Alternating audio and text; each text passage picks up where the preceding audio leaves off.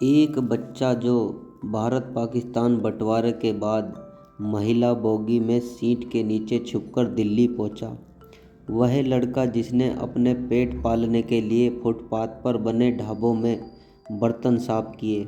विभाजन के वक्त जब देश के बड़े बड़े घराने आज़ादी का जश्न मना रहे थे, तब वह बच्चा अपने परिजनों को अपनी आंखों के सामने मरता हुआ देख रहा था। वह बच्चा जो अपने घर से 10 किलोमीटर दूर स्कूल दौड़कर जाया करता था।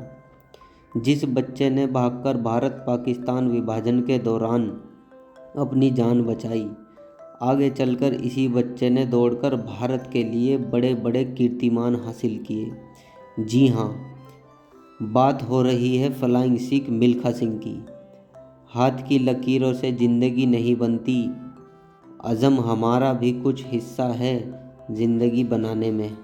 मिल्खा सिंह का जन्म 20 नवंबर 1929 को गोविंदपुरा लायलपुर अविभाजित पाकिस्तान में हुआ था। इनके पिता बहुत सम्मानित किसान थे। इनका परिवार एक सिख राठौर परिवार था। मिल्खा सिंह के एथलेटिक ट्रेनिंग की शुरुआत उस समय हो गई थी जब वह स्कूल जाया करते थे। वह अपने गांव से 10 किलोमीटर दूर स्कूल जाते थे।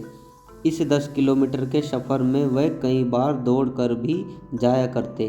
भारत पाकिस्तान बंटवारे के बाद कत्लेआम मच गया, इसलिए बहुत से लोग पाकिस्तान से भारत और भारत से पाकिस्तान अपनी जान बचाने को भाग रहे थे। लेकिन मिल्खा सिंह के पिता ने यह फैसला किया कि वह अपनी धरती, अपनी ज़मीन छोड़कर नहीं जाएंगे। कुछ दिनों बाद मिल्खा सिंह के माता पिता, एक भाई और 2 बहनों को उनके सामने ही जलाकर मार दिया गया। मिल्खा सिंह के कुल 15 भाई बहन थे। उनके कई भाई बहनों की मौत छोटी उम्र में ही हो गई थी। बंटवारे के बाद हुए कत्लेआम का मंजर विभत्स था। हालात इतने ख़राब थे, पाकिस्तान में उन्हें सहारा देने वाला कोई नहीं था। तब उनकी उम्र लगभग 18 साल थी। मिल्खा सिंह किसी तरह अपनी जान बचाते हुए वहां से निकल आए। मिल्खा सिंह पाकिस्तान से किसी तरह बचते हुए निकले। वह ट्रेन में महिला बोगी की सीट के नीचे छिपकर किसी तरह दिल्ली पहुंचे। उन्होंने कुछ समय पुरानी दिल्ली के स्टेशन पर बिताया। इस दौरान उन्होंने पुरानी दिल्ली के रेलवे स्टेशन के सामने फुटपाथ पर बने ढाबों में बर्तन साफ किए, जहां पर उन्हें खाने व रात बिताने की जगह मिल सके। यहीं पर उनकी मुलाकात अपनी बिछड़ी बड़ी बहन से हो गई। माता पिता के बाद उनकी बड़ी बहन ही थी जो उनका ख्याल रखती थी। इसके बाद वह अपनी बहन के साथ लाल किला के रिफ्यूजी कैंप में रहने लगे। कुछ दिनों रिफ्यूजी कैंप में रहने के बाद मिल्खा और उनकी बहन को रहने के लिए घर मिल गया। भारत आकर मिल्खा ट्रेनों के साथ भी रेस लगाते थे। वह बहुत फुर्तीले थे। मिल्खा सिंह के भाई मलखान सिंह भारतीय सेना में थे। उन्होंने ही मिल्खा सिंह को सेना में भर्ती होने की सलाह दी थी। उनके कहने पर मिल्खा सिंह ने सेना में भर्ती होने का निर्णय लिया, लेकिन 3 बार वह सेना के लिए अयोग्य साबित हुए।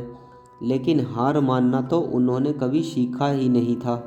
चौथी कोशिश के बाद साल 1952 में मिल्खा सिंह सेना में भर्ती हो गए।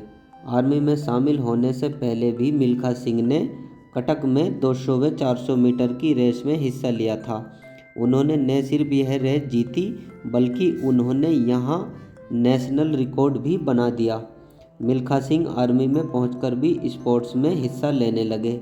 मिल्खा को दूध पीना बहुत पसंद था, इसलिए उन्होंने आर्मी में स्पोर्ट कोटा चुना। आर्मी में दौड़ करते देख एक सीनियर धावक ने उन्हें चैलेंज किया। उसके चैलेंज को एक्सेप्ट करते हुए मिल्खा सिंह ने उस रेस में हिस्सा लिया, फिर सबको हराकर हैरान कर दिया। इसके बाद उन्हें सेना में एथलेटिक की स्पेशल ट्रेनिंग के लिए चुन लिया गया। मिल्खा सिंह इतनी कठिन ट्रेनिंग किया करते थे, उनके पसीने से 2 लीटर की बोतल भर जाती थी। ट्रेनिंग करते हुए कई बार उनके पैरों में खून भी आने लगता था। यह उनकी कड़ी मेहनत का ही नतीजा था। उसी दौरान जब पटियाला में एक बार रेस प्रतियोगिता का आयोजन हुआ, वहां उन्होंने 400 मीटर की दौड़ में एक नेशनल रिकॉर्ड बना दिया। उन्होंने यह रेस 47.9 सेकंड में पूरी कर दी। इससे पहले यह रिकॉर्ड 48 सेकंड का था।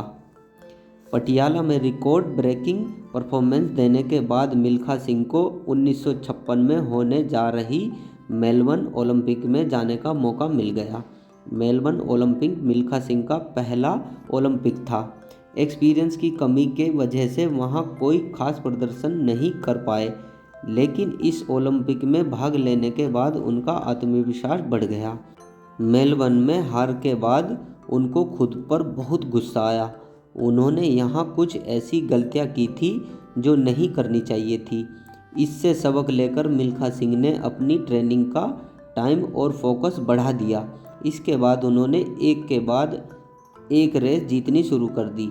BBC हिंदी को दिए गए एक इंटरव्यू में मिल्खा सिंह ने बताया, मैंने 1960 में रोम ओलंपिक में जाने से पहले 80 रेसों में भाग लिया था, जिसमें से 77 रेस मैंने जीती थी। इसके बाद उन्होंने बताया कि पूरी दुनिया में उम्मीद लगा रखी थी रोम ओलंपिक में 400 मीटर की दौड़ में अगर कोई जीतेगा तो वो भारत के मिल्खा सिंह ही होंगे। साल 1958 में मिल्खा सिंह ने शानदार प्रदर्शन किया। उन्होंने एशियन गेम्स में 200 मीटर व 400 मीटर की दौड़ में गोल्ड मेडल अपने नाम किए। 1958 में ही उन्होंने कॉमनवेल्थ गेम की 400 मीटर में गोल्ड मेडल जीता। ओलंपिक से पहले उनके इस गोल्ड मेडल ने इतिहास रच दिया। कॉमनवेल्थ गेम में उन्होंने पाकिस्तान के अब्दुल खालिक को हराया था। इस हार का पाकिस्तानी एथलेटिक अब्दुल खालिद को बहुत दुख हुआ था। मिल्खा सिंह को 1958 के कॉमनवेल्थ गेम में गोल्ड मेडल जीतने के लिए पद्मश्री अवार्ड से सम्मानित किया गया। इसके बाद जब उन्हें 2001 में अर्जुन अवार्ड की पेशकश की गई तो उन्होंने यह कहकर अवार्ड ठुकरा दिया कि यह ऐसा होगा जैसे किसी को मास्टर डिग्री के बाद SSC सर्टिफिकेट दिया जा रहा हो। जब मिल्खा सिंह रोम ओलंपिक में उतरे तो लोग कहते थे कि यह तो कोई साधु है। उनके सर के जूड़े की वजह से वह विदेशियों को साधु की तरह ही लगते थे। रोम ओलंपिक में मिल्खा सिंह की जीत लगभग तय मानी जा रही थी, लेकिन मिल्खा सिंह इसे लेकर बहुत नर्वस थे। रोम ओलंपिक में मिल्खा सिंह ने लगातार अच्छा प्रदर्शन किया। एक के बाद एक रेस जीतते हुए वे फाइनल में पहुंच गए। रोम ओलंपिक का फाइनल मुकाबला शुरू होता है। मिल्खा सिंह को 5वीं लेन मिली थी। जैसे ही रेस शुरू हुई, मिल्खा सिंह ने तेज़ी से भागना शुरू किया। पहले 250 मीटर तक वह लीड कर रहे थे। अचानक मिल्खा सिंह को लगा कि वह इतनी तेज़ दौड़ते हुए वो अंत में पिछड़ न जाएं। इसलिए मिल्खा सिंह ने अपनी गति को थोड़ा कम किया, फिर पीछे आ रहे अपने प्रतिद्वंदियों को देखने की कोशिश की। बस अपनी इसी छोटी सी गलती की वजह से उनके पीछे दौड़ रहे धावक उनसे आगे निकल गए। इस ओलंपिक में 400 मीटर की रेस में खास बात यह थी, 4 धावकों ने पिछला ओलंपिक रिकॉर्ड जो कि 45.9 सेकंड का था वह तोड़ दिया था। मिल्खा सिंह इस रेस में चौथे स्थान पर रहे। भले ही मिल्खा सिंह इस रेस को न जीत पाए, लेकिन उनके बनाए राष्ट्रीय रिकॉर्ड को तोड़ने में 38 साल लग गए। उनके बनाए रिकॉर्ड को ओलंपिक में किसी भी भारतीय ने नहीं दोहराया। मिल्खा सिंह का सपना था कि वह किसी भारतीय को 400 मीटर की रेस में ओलंपिक के किसी मेडल को जीतते हुए देखे। 1 अरब से ज़्यादा की आबादी में भारत में आज भी हम उतने ज़्यादा मेडल नहीं ला पा रहे हैं जितने हमें लाने चाहिए। हाल के दिनों में कुछ खिलाड़ियों ने अच्छा प्रदर्शन किया है, लेकिन शिक्षा, खेल और अच्छी मेडिकल सुविधाएं सरकारों की प्राथमिकताओं में कम ही दिखती हैं। मिल्खा सिंह को उड़न सिख का खिताब पाकिस्तान में मिला था। तब मिल्खा सिंह के तत्कालिक राष्ट्रपति जनरल अयूब खान ने उन्हें उड़न सिख की पदवी से नवाजा था। साल 1960 में मिल्खा सिंह को पाकिस्तान की ओर से एक चैलेंज के तौर पर लाहौर में दौड़ने का आमंत्रण मिला, लेकिन वह भारत पाकिस्तान बंटवारे के बाद हुए कत्लेआम व दंगों से दुखी थे। मिल्खा सिंह ने पाकिस्तान के निमंत्रण को ठुकरा दिया। मिल्खा सिंह की आंखों के सामने अपने परिवार व दंगों में मारे गए लोगों की लाशों के दृश्य घूम रहे थे। अगले दिन अखबार में पाकिस्तान ने जाने की खबर सुर्खियों में बन गई। भारत के तत्कालीन प्रधानमंत्री पंडित जवाहरलाल नेहरू ने मिल्खा सिंह को बुलाया, उन्हें समझाया कि वक्त का मरहम हर घाव भर देता है। आज देश के लिए तुम इस प्रतियोगिता में हिस्सा लो। इसके बाद मिल्खा सिंह बाघा बॉर्डर के रास्ते पाकिस्तान पहुंचे। उन्हें खुली जीप में लाहौर ले जाया गया, जहां रास्ते पर सड़क के दोनों तरफ भारी भीड़ जमा थी, जिनके हाथों में भारत और पाकिस्तान के झंडे लहरा रहे थे। इसमें उनका मुकाबला एशिया का तूफान नाम से मशहूर पाकिस्तानी धावक अब्दुल खालिक से था। ये वही अब्दुल खालिक थे जिन्हें मिल्खा सिंह कॉमनवेल्थ और टोक्यो ओलंपिक में हरा चुके थे। अब्दुल खालिक का इरादा उनसे बदला लेने का था। मिल्खा सिंह के अनुसार रेस शुरू होने से पहले कुछ मौलवी आए। उन्होंने खालिक से कहा कि खुदा तुमको दुश्मनों से लड़ने की ताकत दे। जब वह यह कहकर जाने लगे तो मिल्खा सिंह ने कहा, रुकिए, हम भी खुदा के बंदे हैं। तब मौलवी ने उन्हें भी कहा, खुदा आपको भी ताकत दे। फिर रेस में जो हुआ वो इतिहास बन गया। मिल्खा सिंह ऐसे दौड़े कि उड़ रहे हो। उनके आसपास कोई भी नहीं था। अब्दुल खालिक उनसे कई मीटर पीछे थे। उन्होंने रेस जीत ली।